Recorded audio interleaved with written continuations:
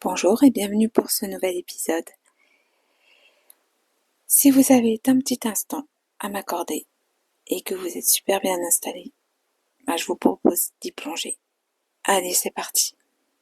Aujourd'hui, je vais vous parler d'une petite anecdote qui m'est arrivée pas plus tard qu'hier et qui m'a donné envie de réfléchir avec vous à la nuance, à l'ouverture d'esprit et à notre façon de réagir quand quelqu'un pense différemment.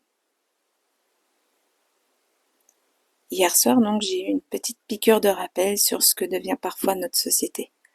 Un vaste tribunal où l'on ne prend même plus toujours le temps de lire, d'écouter ou de comprendre, mais où on l'adore juger. Ça, c'est clair. Et je ne parle même pas seulement des réseaux sociaux. J'ai parfois le sentiment que ce réflexe existe aussi dans la vie quotidienne, dans la société, en famille, entre amis ou au travail. Je ne veux pas généraliser.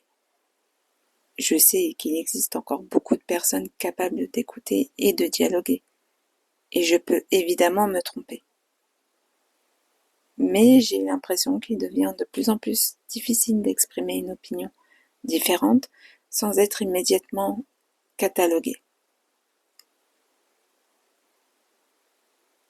Hier soir, donc, j'ai simplement partagé une réflexion sur la puissance de la Terre et l'impuissance humaine.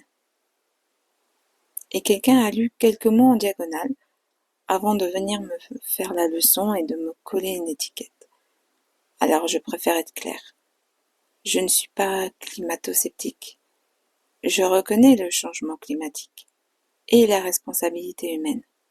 Nous avons consommé, produit et pollué massivement.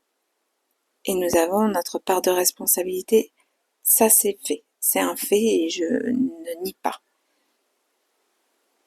Mais quand je parle de la puissance de la Terre, je parle de phénomènes très concrets et pas d'une vision mystique ou perchée ou illuminée.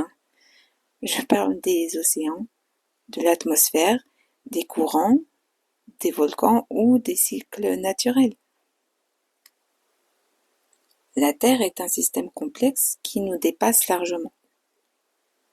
Nous pouvons agir, limiter certains dégâts et modifier nos comportements. Mais nous ne contrôlons pas tout. Un exemple. La météo nous le rappelle. Malgré les satellites, les radars et les modèles scientifiques, il est parfois impossible de prévoir exactement où et quand tombera une averse. Mais cela ne signifie pas que les scientifiques ne savent rien. Cela signifie simplement qu'un système complexe comporte toujours une part d'incertitude. Et c'est justement là que je veux en venir. C'est reconnaître cette incertitude ne signifie pas la nier, ni les faits. Nuancer ne signifie pas refuser la science. Et écouter une opinion différente ne signifie pas forcément être d'accord avec elle. Donc pour moi, garder l'esprit ouvert, c'est accepter de comprendre avant de juger. C'est pouvoir poser une question, exprimer une réserve ou proposer une manière de voir les choses sans être immédiatement enfermé dans une case.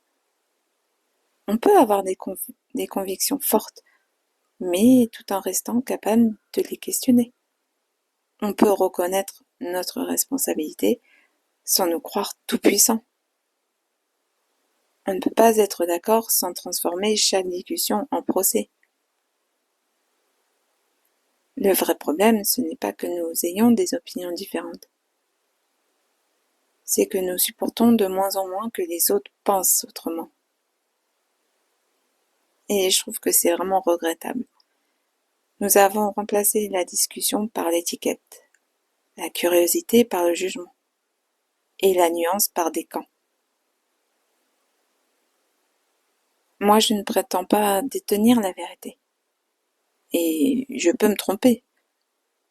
Mais je crois qu'il est essentiel de trouver le goût d'écouter, de réfléchir et de comprendre avant de condamner.